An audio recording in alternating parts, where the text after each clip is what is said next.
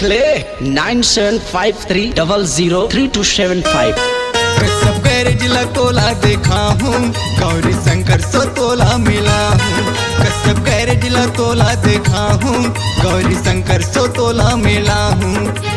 मैं बनवा हूँ चल सतता माने नाला पहले मिला ले। कसम गैरेज ला मोला दिखा दे, गौरी शंकर से मोला मिला दे।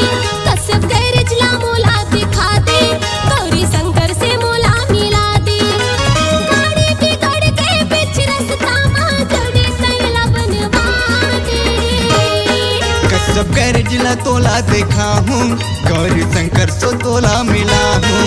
सब गैरेज ला तोला देखा हूँ, गौरी शंकर सो तोला मिला हूँ। मैं बनवा हूँ चल सस्ता माने नाला पहले मिला ले। सब गैरेज ला तोला देखा हूँ, गौरी शंकर सो तोला मिला हूँ। कसम गैरेज ला मोला दिखा दे, गौरी शंकर से मोला मिला दे।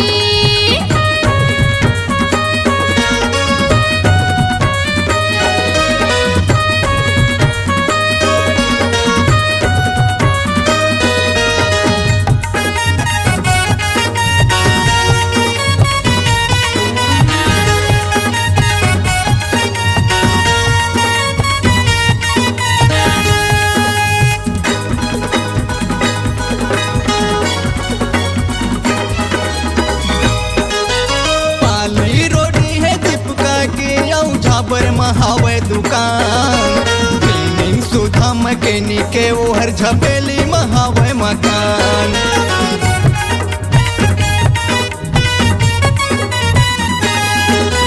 पाली रोडी है दीपका के झाबर महावे दुकान क्लीनिंग सुधा मैकेनिक के वो हर झपेली महावे मकान।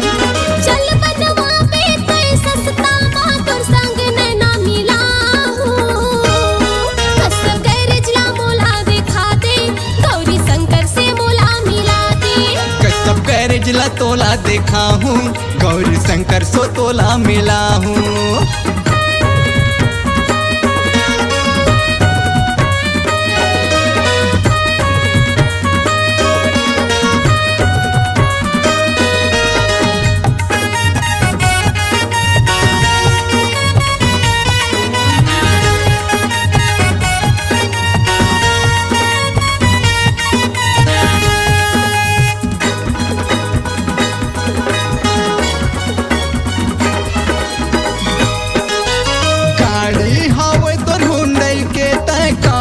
हस परेशान फोर व्हीलर मैकेनिक के वो हर राखे है जमो सामान।